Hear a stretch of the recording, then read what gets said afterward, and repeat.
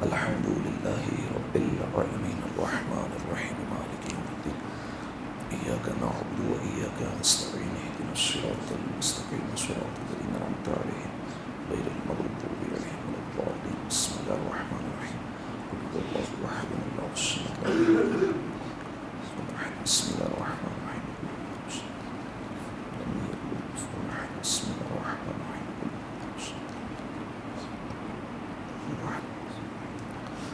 اللهم اغفر للمؤمنين والمؤمنات والمسلمين والمسلمات الأحياء منهم والأموات اللهم تابع بيننا وبينهم بالخيرات إنك مجيب الدعوات إنك على كل شيء قدير برحمتك يا أرحم الراحمين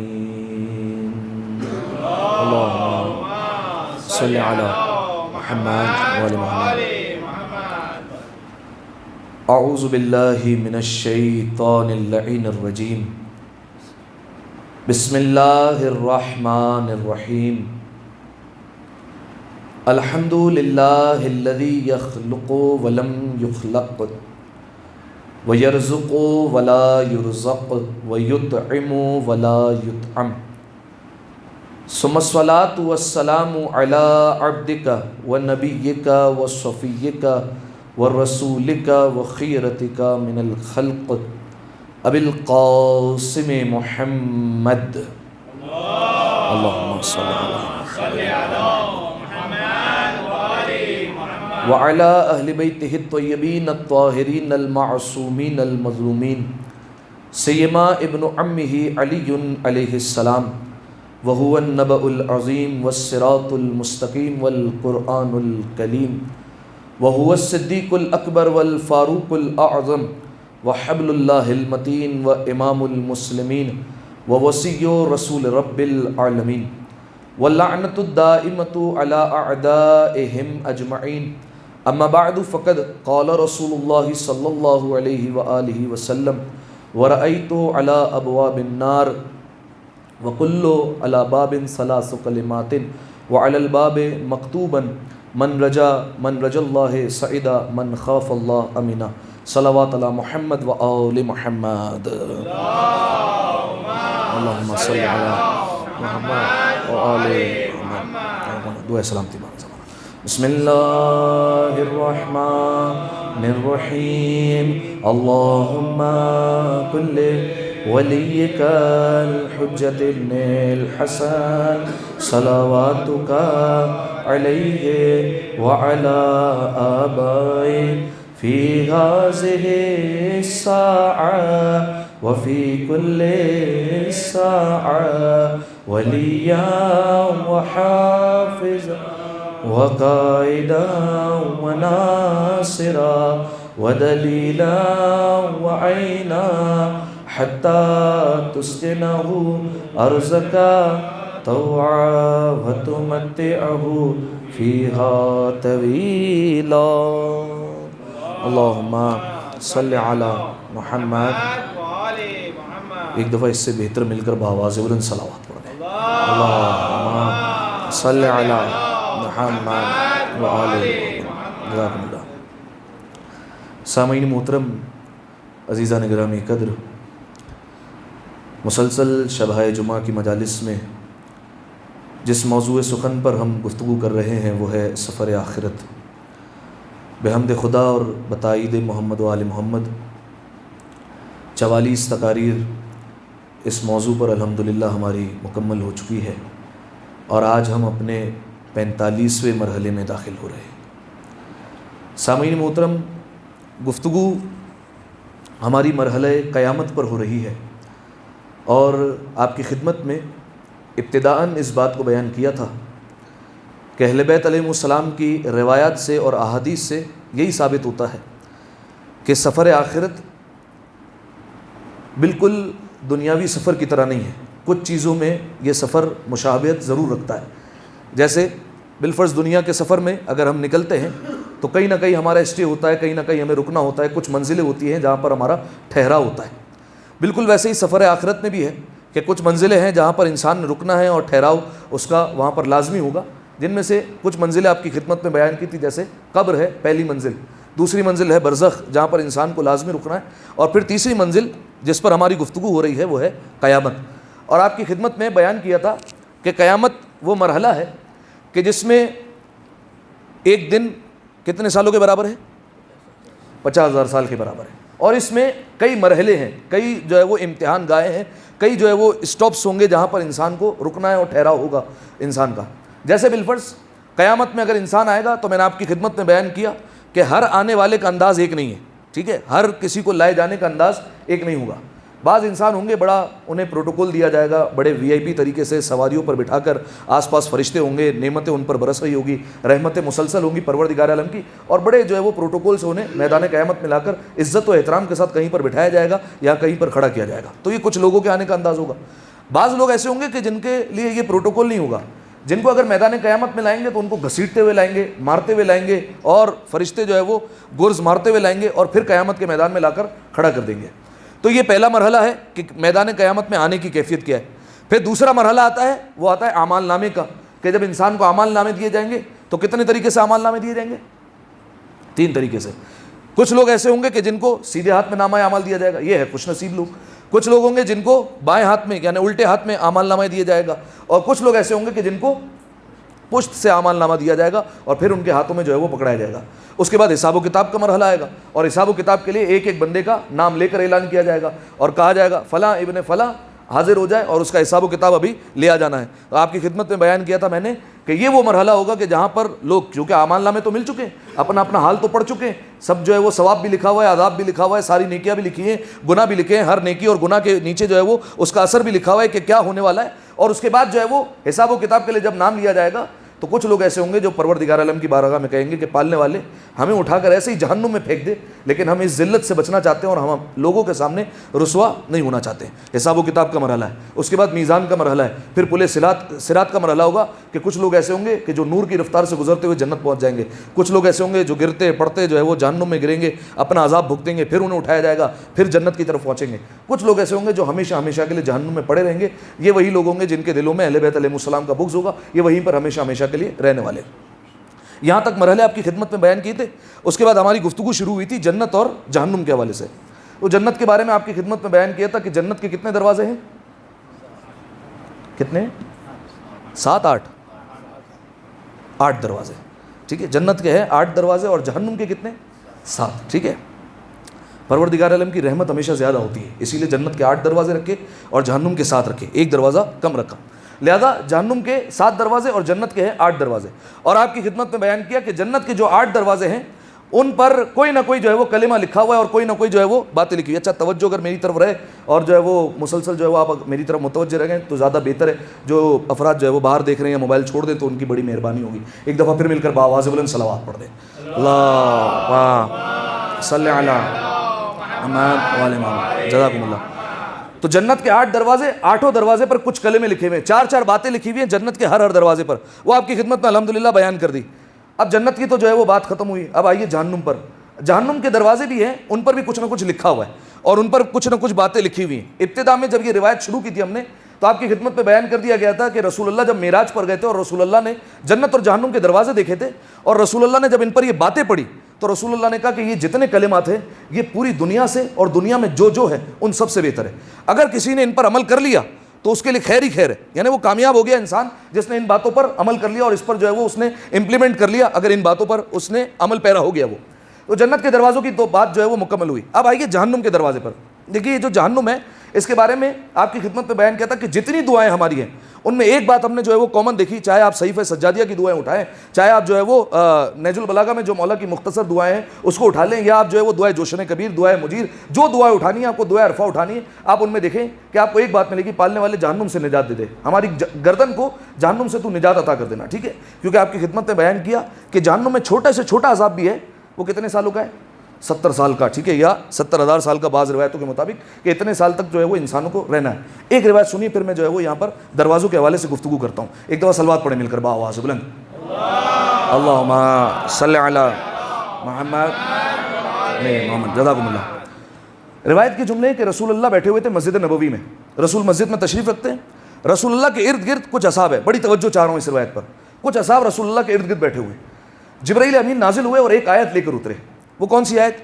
وَإِنَّا جَهَنَّمَ لَمَوْعِدُهُمْ أَجْمَعِينَ لَهَا سَبْعَةُ أَبْوَابٍ لِكُلِّ أَبْوَابٍ مِنْهَا جُزْءٌ مقسوم. ٹھیک ہے, یہ آیت کا جو ہے وہ میں نے آپ کے سامنے جو پیش کیا, اس کا ترجمہ یہ کہ شیطان کے جو پیروکار ہیں, جو شیطان کے پیچھے چل رہے ہیں, ان کے لیے پروردگار عالم نے جہنم کا وعدہ کر لیا ہے. ان کے لیے جہنم جو ہے وہ پکی ہے اور ان کے لیے جہنم کے ٹھکانہ جو ہے وہ طے قرار دے دیا گیا. ٹھیک ہے, اس کے بعد فرمایا لہا سبعۃ ابواب, یہ جہنم ہے, اس کے 7 دروازے ہیں. فرمایا کہ ہر دروازے میں سے کچھ لوگوں کا حصہ تقسیم کر دیا گیا ہے. کیا مطلب حصہ تقسیم کر دیا ہے؟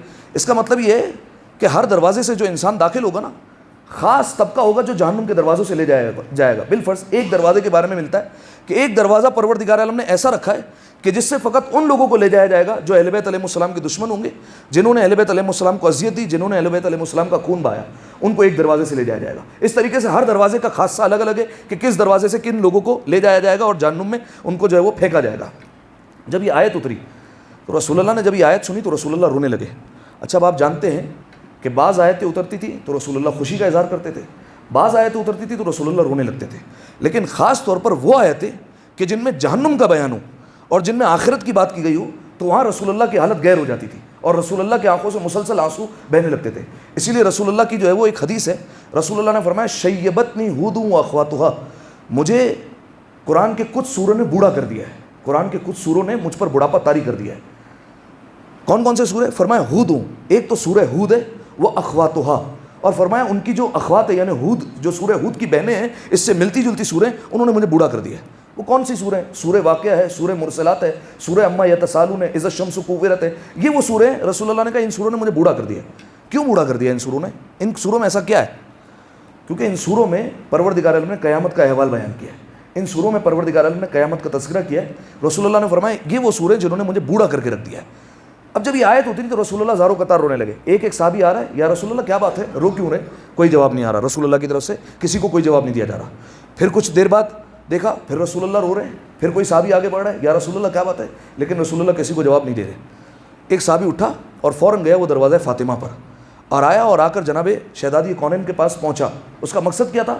مقصد یہ تھا کہ شہزادی کونین کو لے کر آئے مسجد میں تاکہ وہ رسول اللہ سے پوچھیں کہ ماجرا کیا ہے, کیونکہ رسول اللہ جب جناب سیدہ کو دیکھتے تھے تو خوش ہو جایا کرتے تھے. لہذا اس کا مقصد تھا کہ جناب سیدہ کے پاس جائے اور جناب سیدہ کو لے کر آئے تاکہ وہ رسول اللہ سے پوچھیں. آیا جناب سیدہ کے دروازے پر, جناب سیدہ اس وقت چکی پیس رہی ہے اور ایک جو ہے وہ جناب سیدہ پڑھ رہی ہے ما عند اللہ خیر و ابقا, اللہ کے پاس جو کچھ بھی ہے وہ خیر ہے اور وہ کچھ ہے جو ہمیشہ باقی رہنے والا ہے, اللہ کے پاس وہی ہے.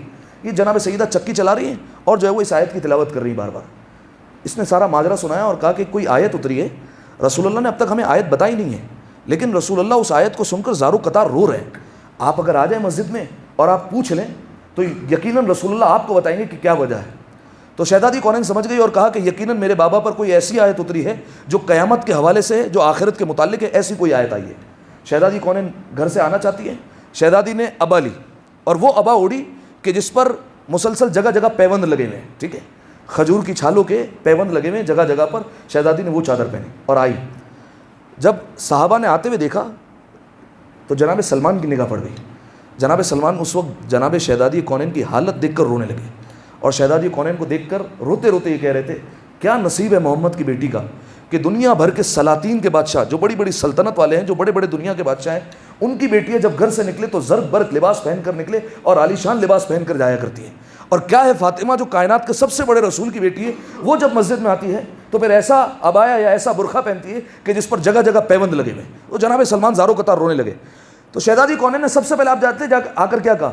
آ کر کہا کہ بابا جان, سلمان اس بات پر تعجب کر رہا ہے کہ میں نے ایسی چادر پہنی ہے کہ جس پر جگہ جگہ پیوند لگے ہوئے ہیں. بابا جان سلمان کو تو یہ پتہ ہی نہیں ہے کہ 5 سال ہو گئے کہ ہم اس بچھونے پر سوتے ہیں کہ جو بھیڑ کی کھال ہے, اس بچھونے پر ہم آرام کرتے ہیں. اور یہ بھیڑ کی کھال بابا جان وہی ہے کہ جس پر ہمارا اونٹ, جس پر ہماری سواری آ کر چارہ بھی کھاتی ہے اور جس پر ہم رات کو آرام کرتے ہیں. دن میں وہ سواری آ کر کھانا کھائے گی, رات میں ہم اس پر آرام کریں گے. سلمان ہماری چادر پر تعجب کر رہا ہے. ہمارا تو حال یہ ہے کہ ہمارا بچھونا اوڑھنا سب یہی ہے اور ہم اسی طریقے سے زندگی بسر کرتے ہیں. میں بارہا کہتا ہوں یہ کائنات کی ملکہ ہے, یہ کائنات کے مالک ہیں. چاہتے تو زمین سے سونا نکال سکتے ہیں, بلکہ ان کے نوکروں کی یہ عادت ہے کہ وہ زمین پر ٹھوکر مارے تو سونا نکل آئے.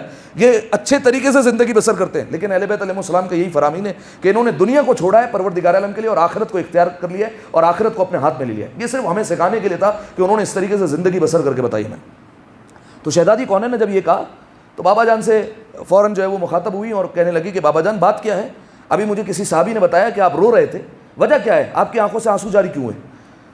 یہاں پر پیغمبر اکرم نے آیت پڑھی اور کہا کہ وَإِنَّ جَهَنَّمَ لَمَوْعِدُهُمْ أَجْمَعِينَ, جہنم کو اللہ نے شیطان کے پیروکاروں کا ٹھکانہ قرار دے دیا ہے. اور اس کے بعد پیغمبر اکرم نے پوری آیت پڑھی اور کہا کہ جہنم کے 7 دروازے ہوں گے اور ہر دروازے سے کچھ خاص لوگوں کو گزارا جائے گا.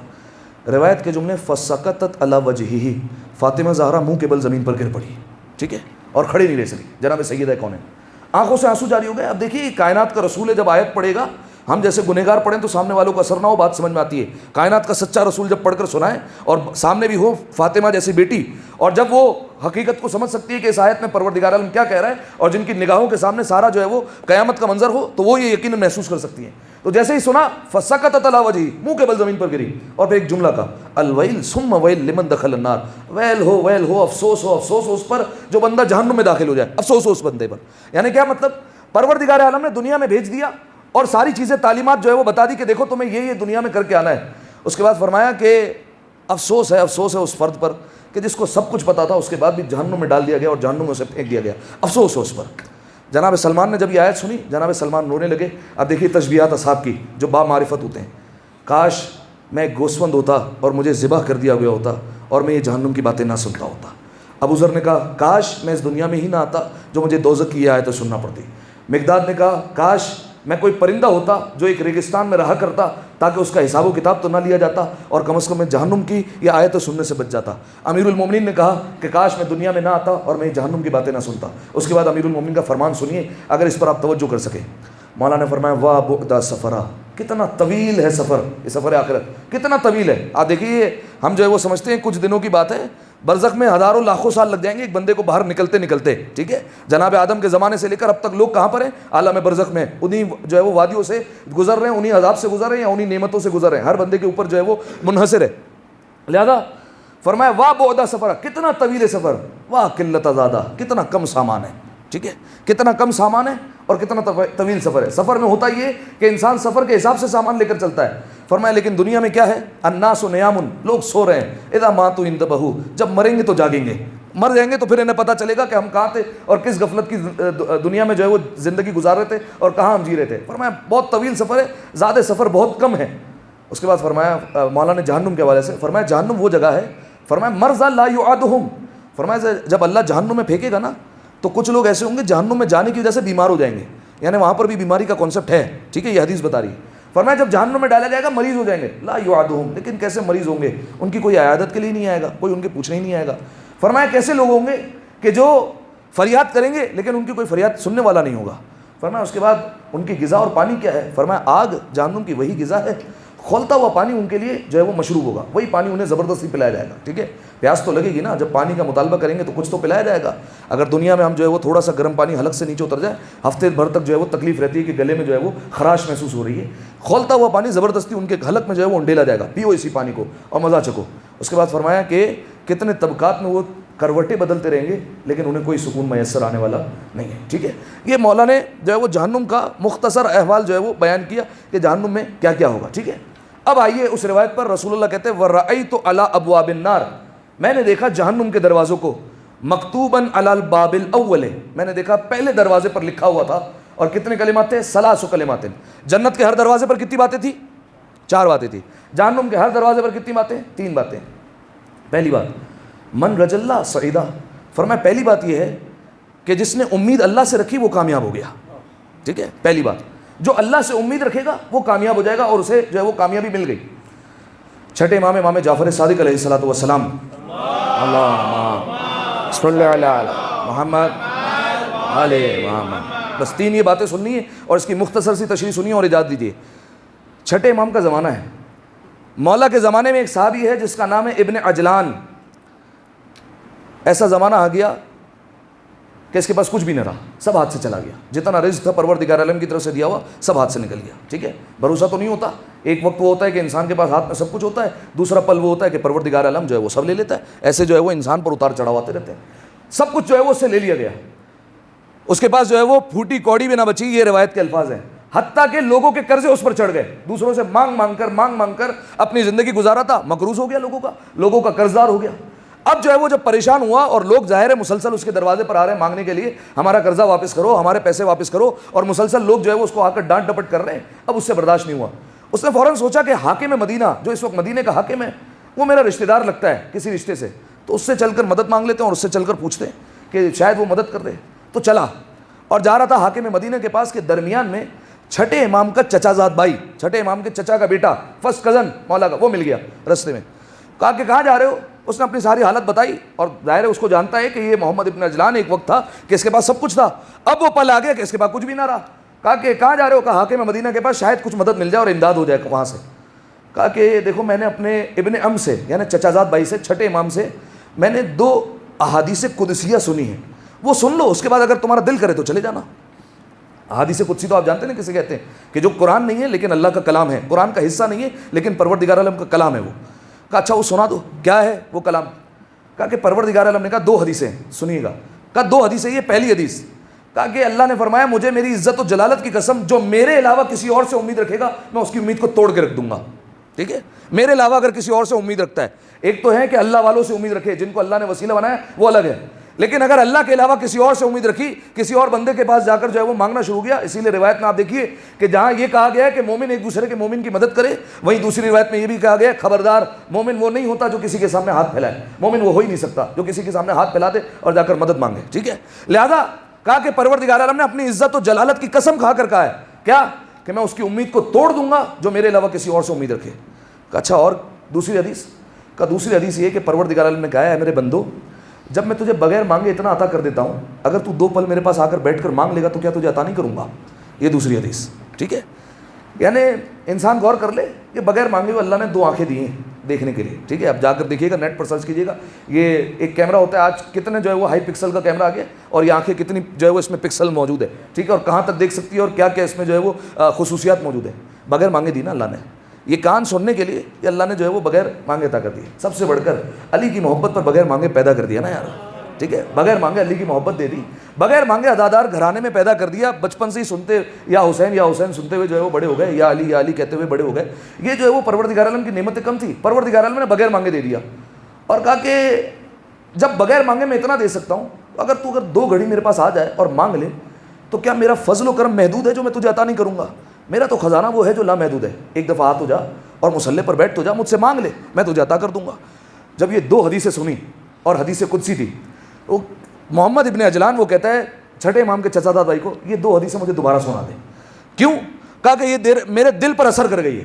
یہ دیکھیں دل پر اثر کیوں کر رہی ہے, کیونکہ چھٹے امام سے چھٹے امام نے چچا زاد بھائی کو بتائی تھی, اور چچا زاد نے اسی لہجے میں اور انہی الفاظ میں سنائی. تو امام کا کلام تو آپ کو پتہ ہے ویسے ہی کلاموں کا امام ہوتا ہے, تو امام کی بات دل میں اتر گئی. کہا ایک دفعہ اور سنا دے. 2 حدیثیں دوبارہ سنائی. اس کے بعد کہا کہ اب خدا کی قسم میں حاکم مدینہ کے پاس جانے والا تھا, اب نہیں جاؤں گا اس کے پاس. اب میں ساری امیدیں اسی سے وابستہ کرتا ہوں کہ وہی مجھے عطا کرے گا اور وہی مجھے دینے والا ہے. واپس آ گیا پلٹ کر. جب آیا ہے کچھ دن گزرے, پروردگار عالم سے امید لگائی, اس کے حالات ویسے بہتر ہوئے, سارا قرض اتر گیا اور پروردگار عالم نے سارے حالات اچھے کر دیے. ٹھیک ہے, یہ روایت کا جملہ. امید پروردگار عالم سے. ٹھیک ہے, کچھ لوگوں کو یہ بات طے شدہ ہے کہ کچھ لوگوں کو پروردگار عالم وسیلہ بناتا ہے. یہ زندگی کا نظام وسیلے کے بغیر نہیں چل سکتا. ٹھیک ہے, آپ کو کسی نہ کسی کی طرف بڑھنا پڑے گا, لیکن جو ہے وہ انسان دیکھ لے کہ جس سے امید لگا رہا ہے تو یہ سوچے کہ امید دراصل اللہ کی ہے, میں اس سے امید رکھتا ہوں کہ پروردگار عالم اس کو وسیلہ قرار دے, اور خدا نہ کرے کہ کبھی کسی کم ظرف کا اور کسی جو ہے وہ گرے ہوئے شخص کا انسان جو ہے وہ محتاج ہو جائے اور اس کی طرف جو ہے وہ انسان کو جانا پڑے. امید ہے ساری کی ساری پروردگار عالم کی طرف سے. جناب داؤد علیہ السلام صاحب کتاب نبی ہے, زبور ان پر نازل ہوئی, خوبصورت لہن پروردگار عالم نے انہیں عطا کیا تھا جناب داؤد علیہ السلام کو. وہی اتر گئی پروردگار عالم کی, اے داؤد تم جاننا چاہتے ہو کہ جنت میں تمہارا پڑوسی کون ہے؟ کہاں پروردگار عالم جاننا چاہتا ہوں. کہا فلاں محلے میں چلے جاؤ, فلاں علاقے میں, وہاں پر ایک خاتون ہے, وہ خاتون تمہاری پڑوسی ہوگی. ٹھیک ہے, جنت کے برابر میں جو تمہارا مکان ہوگا اس کے برابر میں اس خاتون کا مکان ہوگا, وہ تمہاری پڑوسی ہے. اچھا دیکھیے, ہر ایک ہمارے دل میں بھی خواہش ہے نا کہ ہم بھی جو ہے وہ امام کے جو ہے وہ پڑوسی بن جائیں, جنت میں جو ہے وہ مقام جو ہے وہ ان کے برابر میں مل جائے. تو انسان جو ہے وہ سوچے بھی کہ کوئی ایک ایسی صفت بھی ہونی چاہیے کہ جس کی بنیاد پر پروردگار عالم کہہ سکے کہ یہ جو ہے وہ اس کا پڑوسی بنے گا. ٹھیک ہے, ایک صفت بھی ایسی ہونی چاہیے, انسان غور کرے کہ کوئی ایسی چیز اپنائی ہے کہ زمانے کے امام جو ہے وہ ہم سے راضی ہو جائے اور اپنا پڑوسی بنا لے. انسان سوچے. اور جناب داؤد علیہ السلام نے جیسے ہی سنا تو فوراً بڑے اس علاقے کی طرف اور پہنچے. جب علاقے میں گئے تو اس خاتون کو دیکھا, وہ خاتون جو ہے وہ چھوٹا موٹا کاروبار کرتی ہے اور جو ہے وہ اپنا گھر بار چلاتی ہے. جناب داؤد علیہ السلام کو کچھ سمجھ میں نہیں آیا کہ اس میں ایسی کون سی خاصیت ہے کہ پروردگار عالم نے اسے میرا پڑوسی بنا دیا ہے. وہ غور کرنے لگے تو جناب داؤد علیہ السلام کو سمجھ میں نہیں آیا. جناب داؤد علیہ السلام گئے اور اس خاتون سے پوچھ لیا, کہا کہ میں دن بھر غور کرتا رہا کہ کوئی ایسی خصوصیت, کوئی ایسی صفت مل جائے کہ جس کی وجہ سے پروردگار عالم نے تجھے میرا پڑوسی بنایا, لیکن مجھے تو نظر نہیں آئی. کیا کوئی ایسی بات ہے کہ جو پوشیدہ ہے اور ہمیں نظر نہیں آ رہی؟ تو اس خاتون نے پہلے تو کہا کہ نہیں, میرے اندر تو ایسی کوئی صفت نہیں ہے. کہا غور کر. اس نے غور کیا, کہا ایک صفت ہے. کہا وہ کیا؟ کہا میں ہر چھوٹی بڑی چیز میں اللہ سے امید رکھتی ہوں. ہر چھوٹی بڑی چیز میں اللہ سے امید جو ہے وہ وابستہ کر لیتی ہوں, اور انہی سے جو ہے وہ میں پروردگار عالم سے ہی جو ہے وہ اسی کی بارگاہ میں رہتی ہوں, اور اسی سے جو ہے وہ توسل کرتی ہوں, اور اسی سے امید لگائے رکھتی ہوں. چاہے اگر مجھے نقصان ہونے والا ہو تو اس نقصان میں بھی میں پروردگار عالم کی طرف امید رکھتی ہوں کہ اس نے یقیناً کچھ نہ کچھ بہتر سوچا ہوگا, تبھی اس نے جو ہے وہ یہ نقصان دیا ہے. ٹھیک ہے, بعض اوقات جو ہے وہ امتحان لینا مقصد ہوتا ہے, بعض اوقات انسان کو ترقی دینا مقصد ہوتا ہے اسی نقصان کی وجہ سے. لہذا میں ہر چیز میں بہتری رکھتی ہوں اس سے. لہذا پروردگار عالم نے مجھے یہ مقام دیا کہ مجھے داؤد نبی کا پڑوسی بنا دیا, صاحب کتاب کا جو ہے وہ پڑوسی بنا دیا. ایک دفعہ صلوات پڑھے مل کر بآواز بلند, اللہم صلی علی محمد. جزاکم اللہ. تو پیغمبر اکرم نے کہا کہ جہنم کے دروازے پر 3 کلمے لکھے ہوئے تھے. پہلا کلمہ کیا تھا؟ من رج اللہ سعیدہ, جس نے اللہ سے امید رکھی وہ کامیاب ہو گیا. ٹھیک ہے, ایک جملہ. دوسرا جملہ من خاف اللہ امینا, فرمایا جس نے اللہ کا خوف رکھا وہ امان پا گیا. صحیح ہے, وہ امن میں آ گیا جس نے اللہ کا خوف رکھا. یہ ہم سنتے رہتے ہیں کہ روایت کے جملے, پروردگار عالم نے ایسا انتظام رکھا ہے کہ قیامت کے دن ہر آنکھ روئے گی, لیکن کچھ آنکھیں جو گریہ نہیں کرے گی. ان میں سے ایک آنکھ جو امام حسین علیہ السلام پر روتی ہے وہ قیامت کے دن نہیں روئے گی. ٹھیک ہے, جو امام حسین علیہ السلام پر کھل کر گریہ کرتی ہے, غم میں روتی ہے, آنسو آتی ہے, اسے قیامت میں نہیں رونا پڑے گا. ایک آنکھ کے بارے میں بتایا جو خوف خدا میں گریہ کرتی ہے, جو خدا سے ڈر کر گریہ کرتی ہے, اسے بھی قیامت کے دن رونا نہیں پڑے گا, اس کی آنکھ سے آنسو نہیں نکلے گا, کیونکہ دنیا میں پروردگار عالم کے خوف سے رو کر آیا ہے. چوتھے امام کے بارے میں کہ جب وہ مصلی عبادت پر آتے تھے مولا اور سورہ الحمد کی تلاوت شروع کرتے تھے, الحمدللہ رب العالمین الرحمن الرحیم مالک یوم الدین, یہ جب جملہ کہتے تھے نا مالک یوم الدین, تو اس جملے کو نہ جانے کتنی مرتبہ تکرار کر کے مولا روتے رہتے تھے, ریش مبارک سے آنسو ٹپکتے رہتے تھے. مالک یوم الدین کے قیامت کا دن کا مالک وہ ہے, بس اسی کو سوچ کر مولا جو ہے وہ گریہ کرتے تھے, خوف خدا. جناب سلمان فارسی, جناب سلمان محمدی جنہیں کہا گیا روایت کے مطابق, ایک مقام سے گزر رہے تھے, دیکھا ایک جگہ بھیڑ لگی ہوئی ہے. توجہ, ایک بھیڑ لگی ہوئی ہے, ایک جگہ بہت سارے لوگ جمع ہیں. تو دیکھا درمیان میں ایک بندہ بے ہوش پڑا ہوا ہے, گر گیا بندہ. تو جناب سلمان کو لوگ کہنے لگے کہ ہم کب سے اسے اٹھانے کی کوشش کر رہے ہیں, اس پر پانی ڈالا گیا, مختلف کوششیں کی گئی, یہ اٹھ نہیں رہا ہے, آپ دعا کر دیں. جناب سلمان نے ہاتھ اٹھایا دعا کے لیے, وہ اٹھ گیا. تو جناب سلمان نے اس سے پوچھا کہ کیا بات ہے, تو بے ہوش کیوں گیا تھا, کیا وجہ تھی؟ کہا کہ میں گزر رہا تھا, وہ بازار جو تھا وہ لوہار کا بازار تھا. ٹھیک ہے, جس کو ہم کہتے ہیں کہ جہاں پر سارا کا سارا لوہا بکتا ہے, اس بازار میں جو ہے وہ بندہ گزر رہا تھا. کہا میں نے وہاں پر منظر یہ دیکھا کہ جو لوہار ہیں, جو کام کر رہے ہیں, جو لوہے کو بٹی میں ڈالتے ہیں گرم آگ میں اور اسے نکالتے ہیں, جب نکالتے ہیں تو وہ لوہا بالکل سرخ ہو جاتا ہے, اور جب وہ بالکل سرخ ہو جاتا ہے تو اس پر لوہا ایک اور مارا جاتا ہے تو وہ لوہا ٹکڑوں میں بٹ جاتا ہے. کہ مجھے قیامت کا منظر یاد آ گیا کہ میں نے جو ہے وہ سنا ہے رسول اللہ سے کہ قیامت کے میدان میں کچھ لوگ ایسے ہوں گے جن کو لٹایا جائے گا اور آگ کی گوز ان کے سر پر مار دی جائیں گے. تو میں سوچ کر یہ بے ہوش ہو گیا کہ قیامت کا منظر کیا ہوگا, کہ جب مارنے والے فرشتے ہوں گے اور حکم اللہ کا ہوگا, اس وقت ہماری کیا حالت ہوگی. تو جناب سلمان کو اس کی یہ بات سوچنے کا انداز اتنا پسند آیا کہ جناب سلمان نے اسے اٹھایا, سینے سے لگایا اور اسے دوست بنا لیا. ساری زندگی اس کے ساتھ رہے جناب سلمان, اور اپنا دوست بنا لیا کہ یہ خوف خدا رکھنے والا ہے. جب وہ دنیا سے جانے لگا, انعام دیکھیے گا, جب وہ دنیا سے جانے لگا اور جناب سلمان کو پتہ چلا تو فوراً پہنچے. جناب سلمان وہاں پر آئے, اس کے سرانے بیٹھے اور دیکھا وہ جان کنی کے عالم میں, اس کی جان بس نکل رہی ہے. فوراً جناب سلمان نے دیکھا کہ اسرائیل اترا, فرشتہ اترا. جو علی کے با بصیرت صحابی ہوتے ہیں وہ دیکھ لیتے ہیں کہ اسرائیل آ رہا ہے, جبریل جا رہا ہے, میکائیل اتر رہا ہے, یہ سارے منظر ان کو دکھائی دیتے ہیں. لہٰذا جب دیکھا کہ اسرائیل اترا ہے, روح قبض کرنے کے لیے آ گیا, تو جناب سلمان نے کہا اسرائیل خبردار, اس کو سختی سے روح نہ قبض کرنا, اس کی جب روح قبض کرے تو آسانی سے اور شفقت سے روح نکالنا. یہ سلمان کہہ رہا ہے. جیسے ہی کہا تو جناب اسرائیل نے کہا, اب ملک الموت تو اہل بیت کا اور اہل بیت کے چاہنے والوں کا خادم ہے نا, تو فوراً کہا کہ اے سلمان آپ بے فکر ہو جائیے, جو مؤمنین ہوتے ہیں, جو اللہ پر ایمان رکھتے ہیں, میں ان کی روح ویسے ہی آسانی سے نکالتا ہوں. ٹھیک ہے، میں ماں باپ سے زیادہ ان پر مہربان ہو جاتا ہوں اور اتنی شفقت سے ان کی روح کھینچتا ہوں، ٹھیک ہے. اور کیوں؟ کیونکہ یہ خوف خدا رکھنے والا تھا، پروردگار عالم کا خوف اس کے دل میں بستا تھا. انسان کوشش کر لے کہ اگر، ویسے علماء بیان کرتے ہیں کہ انسان کو کوشش کر لینی چاہیے کہ دن میں کچھ لمحے نکال لے کہ جب خالصتاً پروردگار عالم کے لیے مصلی عبادت پر آ جائے، سجدے کو طویل کر دے، یا کوئی امام سجاد کی دعا پڑھ لے صحیفہ سجادیہ سے اور 2 آنسو بہا لے.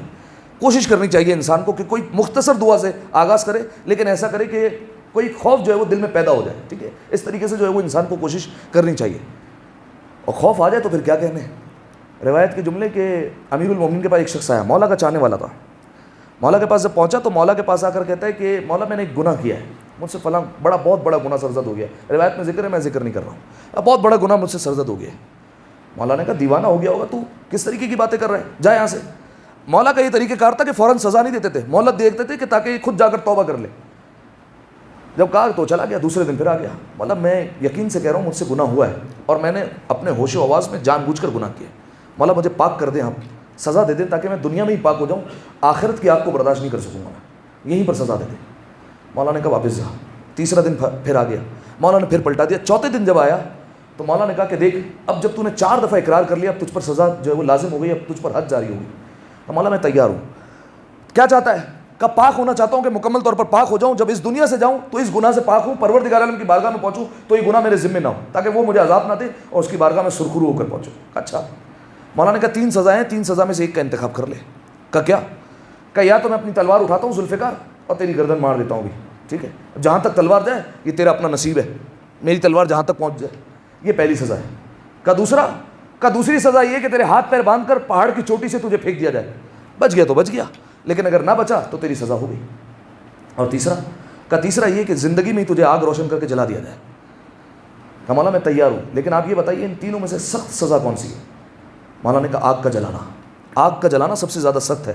کہا مولا میں چاہتا ہوں کہ مجھے سب سے سخت طریقے سے پاک کیا جائے تاکہ میرے ذمہ کوئی گناہ نہ رہے. مولا نے کہا اچھا. مولا نے حکم دیا اپنے اصحاب کو کہ لکڑیاں جمع کی جائے. لکڑیوں کو لایا گیا، گڑھا کھودا گیا اور آگ روشن کی جانے لگی.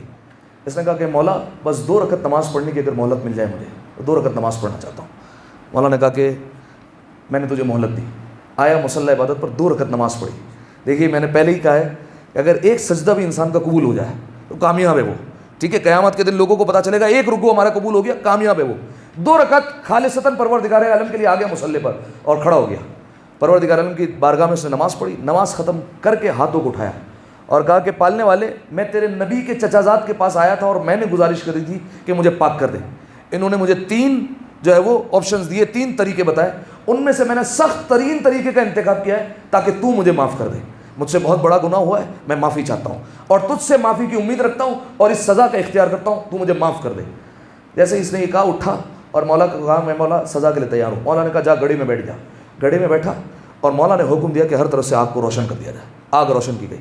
اب جو لوگوں نے دیکھا، آپ تصور کیجیے اگر آپ کے سامنے کسی زندہ انسان کو جلانے کا منظر آ جائے تو آپ کی کیا حالت ہوگی. یار ہمارے سامنے آنکھوں کے سامنے سے جلایا جا رہا ہے. جیسے ہی یہ منظر دیکھا تو اصحاب رونے لگے، مولا متقیان رو رہے تھے. لوگوں نے دیکھا وہ آگ کے درمیان بیٹھا ہوا ہے، آگ اثر نہیں کر رہی ہے. علی کا چاہنے والا تھا نا. دیکھا آگ اثر نہیں کری، مولا گئے اور مولا نے آگ میں ہاتھ ڈال کر اس کا ہاتھ پکڑا اور اسے باہر نکال لیا. باہر نکالا. اس کے بعد کہا مولا نے پروردگار عالم نے تیری توبہ قبول کر لی ہے، اسے تیرا 2 آنسو بہانا بڑا پسند آیا ہے، اسے تیری توبہ قبول کی، آئندہ یہ گناہ نہ کرنا اور اس گناہ کے قریب نہ جانا. مولا کہتے ہیں میں نے بھی تجھے معاف کیا اور میں نے خدا نے بھی تجھے معاف کیا، واپس چلا جا، واپس لوٹ جا. معاف کر دیا مولا نے. تو اس واقعے کو سنانے کا مقصد، روایت کو سنانے کا مقصد یہ کہ ایک دفعہ انسان جو ہے وہ زندگی میں اقرار جرم تو کر لے، اعتراف تو کر لے مرنے سے پہلے، اور یہ سوچ لے کہ ہم جو ہے وہ گنہگار ہیں اور اس کی بارگاہ میں جو ہے وہ بڑے ظلم کیے ہم نے اور بڑے جو ہے وہ جرائم کیے. ایک دفعہ جو ہے وہ معافی مانگ رہے. خیر بات جو ہے وہ لمبی ہو جائے گی اور طویل ہو جائے گی، بات سے بات نکل رہی ہے. خیر 2 باتیں ہو گئی جہنم کے دروازے پر. پہلی بات کیا تھی؟ ہاں جو اللہ سے امید رکھے وہ کیا ہوگا؟ کامیاب ہو گیا. اور جو اللہ کا خوف رکھے وہ امان میں آ گیا. اس کو امان مل گئی جس نے اللہ کا خوف دل میں بٹھا لیا. تیسرا اور آخری بات، والحالک الغرور من رجاہ غیر اللہ ومن خاف سواہ. فرمایا ہلاک تو وہ ہو گیا اور دھوکے میں تو وہ رہا جس نے اللہ کے سوا کسی اور سے امید رکھی اور اللہ کے علاوہ کسی اور کا خوف اپنے دل میں بٹھا لیا. وہ ہلاک ہو گیا جس نے اللہ کے سوا کسی اور سے امید رکھی اور اللہ کے علاوہ کسی اور کا خوف دل میں بٹھایا. آپ نے مولا کا فرمان سنا ہے، مولا متقیان کا فرمان ہے. فرمایا انسان دکھ نہیں دیتے انسان سے وابستہ امیدیں دکھ دیا کرتی ہیں، ٹھیک ہے، ان سے امید رکھتے ہیں نا، پھر وہ دکھ دیتی ہیں، ٹھیک ہے. آپ نے امید رکھ لی کہ میرا کام کرے گا اور وہ نہ ہوا تو پھر ٹھیس پہنچے گی. ہم نے جو ہے وہ بالفرض ایک باپ نے جو ہے وہ اپنے بیٹے سے جو ہے وہ امید رکھ لی کہ بڑا ہوگا تو ہمارے جو ہے وہ کام آئے گا اور سہارا بنے گا. بیٹا جو ہے وہ نافرمان نکلا، آ کے والدین کا مرتکب ہو گیا. کیا کر سکتے ہیں، ٹھیس تو لگے گی، باپ نے امید لگائی. اسی طریقے سے اولاد جو ہے وہ امید لگاتی ہے ماں باپ سے. بعض اوقات ماں باپ جو ہے وہ پورا نہیں اترتے امیدوں پر. دین کی تعلیم کے معاملے میں، قرآن کی تعلیم کے معاملے میں وہ امید پر پورا نہیں اترتے، ٹھیک ہے. دوست کے معاملے میں جو ہے وہ وفاداری نہیں کرتا کبھی کبھار. تو یہ سارے کے سارے معاملات ہوتے ہیں. فرمایا کہ انسان دکھ نہیں دیتا، انسان کی جو امیدیں ہوتی ہیں وہ دکھ دیتی ہیں، ٹھیک ہے. بات یہ ہے کہ ہم اللہ پر ایمان رکھتے ہیں. یہاں پر جتنے افراد بیٹھے ہیں وہ اللہ پر ایمان رکھتے ہیں. میرا سوال ہے، ایمان تو رکھتے ہیں، یقین رکھنے والے کتنے ہیں یہ بتائیے. کیونکہ روایت کے جملے ہیں یقین وہ دولت ہے جو سب سے کم تقسیم کی گئی ہے. پروردگار عالم نے سب سے کم جو دولت بانٹی ہے وہ ہے یقین. سب سے کم بانٹی ہے اس دولت کو.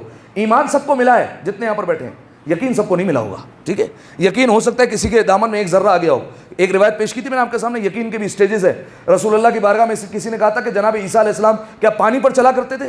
رسول اللہ نے کہا ہاں، اگر جو ہے وہ یقین زیادہ ہوتا اللہ مشا فی الہوا، اگر یقین زیادہ ہوتا تو ہوا پر چلتے وہ، ٹھیک ہے. یعنی ان کا یقین بھی آ کر ایک جگہ جواب دے گیا.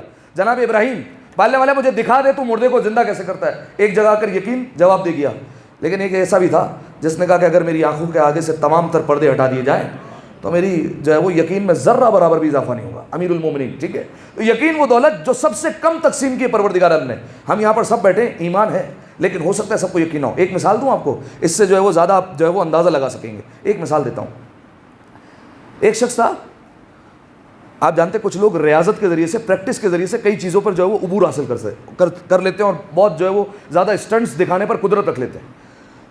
ایک شخص تھا جو دو بلڈنگوں کے درمیان، دو عمارتوں کے درمیان ایک رسی باندھتا تھا اور رسی باندھ کر پھر اس پر چلتا تھا، ٹھیک ہے. پہلے جو ہے وہ اپنی حفاظت کے لیے کچھ نہ کچھ پہن لیا، کسی کے ذریعے سے جو ہے وہ اپنے آپ کو جو ہے وہ حفاظت کر لی، گرتا تھا، سنبھلتا تھا. ایک وقت وہ آیا، وہ اتنا قادر ہو گیا کہ بغیر کسی سہارے کے وہ ان رسی کے درمیان جو ہے وہ چل لیا کرتا تھا. دو عمارتوں کے درمیان، ایک عمارت سے دوسری عمارت پر چلا جاتا تھا. پھر اس کے بعد ایک مرحلہ آیا کہ وہ اپنے بچے کو کاندھے پر بٹھاتا تھا اور پھر اس رسی پر چلتا تھا، ٹھیک ہے. اولاد سے بڑھ کر تو کچھ نہیں ہوتا نا. اولاد کو بٹھاتا تھا کاندھے پر اور پھر چلتا تھا. جب وہ اولاد کو بٹھا کر دوسرے عمارت پر پہنچا تو سارے لوگ تالیاں بجانے لگے اور سب نے جو ہے وہ اس کو داد دی اور اس کو اپریشیٹ کیا. کیا بات ہے، کیا اس نے جو ہے وہ یہ جو ہے وہ کرتب دکھایا کہ ایک عمارت سے دوسری عمارت پر گیا، وہ بھی رسی کے ذریعے سے، ایک رسی پر چل کر چلا گیا. تو اس نے کہا کہ کیا آپ سب کو یقین ہے کہ میں اگر دوبارہ اس عمارت پر جاؤں تو دوبارہ پہنچ جاؤں گا صحیح سلامت؟ تو سب نے کہا ہم سب کو یقین ہے، ہم سب کو جو ہے وہ اس بات پر بالکل بھروسہ ہے کہ آپ پہنچ جائیں گے وہاں پر، ٹھیک ہے، دوبارہ اور آ جائیں گے، کیونکہ اتنے عرصے سے ہم دیکھ رہے ہیں کہ آپ جو ہے وہ یہ رسی کے درمیان جو ہے وہ عمارت کو عبور کر لیتے ہیں. کہا اچھا، کہا اگر تمہیں ایمان ہے اس بات پر تو کیا تم میں کوئی ایسا ہے جو میرے کندھے پر بیٹھ جائے اور میں اسے پار کروا دیتا ہوں؟ ٹھیک ہے. اب جو ہے وہ کسی کی آواز نہیں نکلی، سناٹا چھا گیا. عرصے سے دیکھ رہے ہیں کہ اس کو یہ جو ہے وہ رسی پر چل لیتا ہے، لیکن اب کسی میں اتنی ہمت نہیں کہ اس کے کندھے پر بیٹھے اور آئے. سمجھے، ایمان تھا، یقین نہیں ہے. ایمان ہے کہ یہ کر لے گا، یقین نہیں ہے. تو یقین کی وہ دولت ہے جو سب سے کم تقسیم کی گئی ہے. ہم جو ہے وہ کئی فرمان سنتے ہیں، سچ بولنے میں کامیابی ہے، یقین کتنوں پر ہے یہ بتائیے. یقین کتنے کرتے ہیں؟ حلال میں برکت ہے، یقین کتنوں کو یہ بتائیے. اگر یقین ہوتا تو کوئی حرام کی طرف نہیں جاتا، کوئی حرام ذریعے کی طرف نہیں جاتا، ٹھیک ہے. پروردگار عالم پر بھروسہ ہوتا اور یقین ہوتا تو کوئی اس ذریعے کی طرف جو ہے وہ آگے بڑھتا ہی نہیں، نہ جھوٹ بولا جاتا. پروردگار عالم نے کہا صلہ رحمی کرو گے تو رزق میں اضافہ ہوگا. تو اگر اس بات پر یقین ہوتا تو انسان جو ہے وہ بڑھ جاتا رشتہ دار کی طرف اور اس کے جو ہے وہ جا کر ہاتھ ملا لیتا. درمیان میں آنا نہیں آنی چاہیے تھی، تکبر نہیں آنا چاہیے تھا، غرور نہیں آنا چاہیے تھا، لیکن یہ درمیان میں آ جاتا ہے. یہ اس بات کی علامت ہے کہ یقین نہیں ہے، یقین کمزور ہے، ٹھیک ہے. تو یقین وہ دولت جو پروردگار عالم نے سب سے کم تقسیم کی ہے. اور سامعین محترم، خلاصہ کلام یہ ہوا، امید اللہ سے یا اللہ والوں سے. خوف اگر دل میں ہو تو اللہ کا ہو یا اللہ والوں کا ہو. امیدیں ہیں وابستہ تو ساری کی ساری اسی سے ہیں. اگر وہ کسی کو وسیلہ بنا دے تو بات الگ ہے، لیکن حقیقت میں ساری کی ساری امیدیں پروردگار عالم سے وابستہ ہونی چاہیے، ٹھیک ہے. جب دیکھیے خوف اور یہ امید، یہ کتنی ہونی چاہیے انسان کے دل میں؟ روایت کے جملے کہ انسان کے دل میں امید بھی جو ہے وہ آدھی ہونی چاہیے اور خوف بھی آدھا ہونا چاہیے. یعنی اگر ایک ترازو لایا جائے اور ایک ترازو پر اس کی امید رکھا جائے اور خوف رکھا جائے تو یہ دونوں برابر ہونے چاہیے، مومن وہ ہوگا، ٹھیک ہے. امید اور خوف دونوں برابر ہونا چاہیے.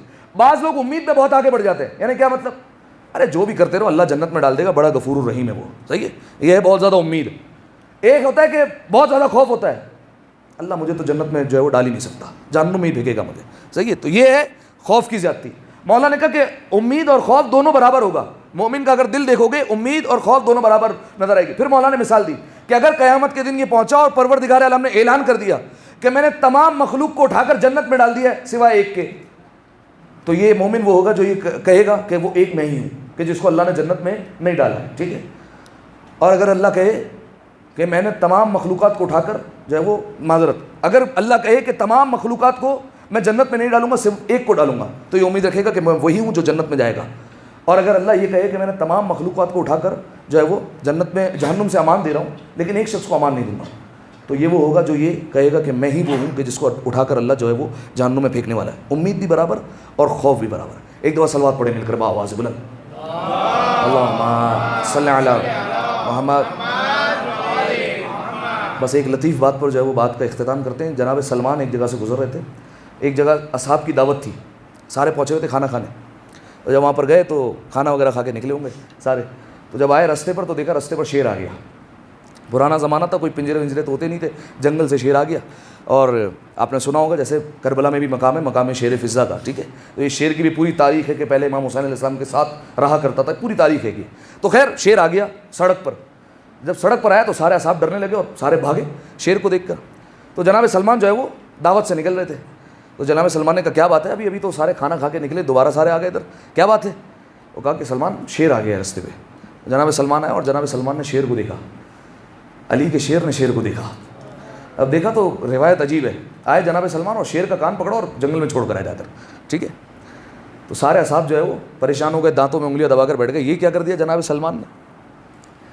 تو جناب سلمان نے کہا کہ میرے مولا نے فرمایا ہے کہ جو اللہ سے ڈرتا ہے پھر ساری مخلوق اس سے ڈرنے لگتی ہے. صحیح ہے. تو میں سلمان وہ ہوں جو اپنے مولا کی اقتدا میں پروردگار عالم سے خوف رکھتا ہوں اور پروردگار عالم سے ڈرتا ہوں. نتیجہ یہ ہوا کہ انعام مجھے یہ ملا ہے کہ پروردگار عالم نے تمام تر مخلوقات کو میرا تابع بنا دیا ہے. اب وہ مجھ سے ڈرا کرتی ہے اور ان کے دل میں میرا خوف ہے. تو ہے کوئی شیر کو پکڑ کے جو ہے وہ ڈالنے والا پنجرے میں. ایک دفعہ صلوات پڑھے مل کر بآواز بلند, اللہ صلی علی محمد وعلی محمد. دعا ہے پروردگار عالم سے پالنے والے ہماری اس عبادت کو اپنی بارگاہ میں قبول فرما. میں نے پالنے والے ہمیں یہ توفیق دے کہ ہم اہل بیت علیہ السلام کی سیرت کو اپنا سکیں. میرے مالک تمام گناہ صغیرہ اور کبیرہ کو معاف فرما. پروردگار عالم سے تمام تر امیدیں وابستہ رکھنے کی توفیق عطا فرما. پروردگار عالم کا خوف دل میں بسا کے رکھنے کی توفیق عطا فرما. میرے مالک تو نے ایمان دیا, ہمیں تیرا لاکھوں شکر ہے کہ تو نے ایمان کی دولت سے نوازا. میرے مالک ہمارے یقین میں بھی دن بدن اضافہ فرما. اہل بیت علیہ السلام کی محبت میں, معرفت میں, اطاعت میں مزید اضافہ فرما. زمانے کے امام کے ظہور میں تعجیل فرما. ہمیں ان کے اعوان و انصار میں شمار فرما. پالنے والے زمانے کے امام کے قلب مطہر کو ہم سے رضی و خشنود فرما. میرے مالک جنت میں اہل بیت علیہ السلام کے ساتھ درجہ نصیب فرما. ان تمام تر دعاؤں کی قبولیت کے لیے مل کر بآواز بلند صلوات پڑھ لیں. اللہ صلی علی محمد.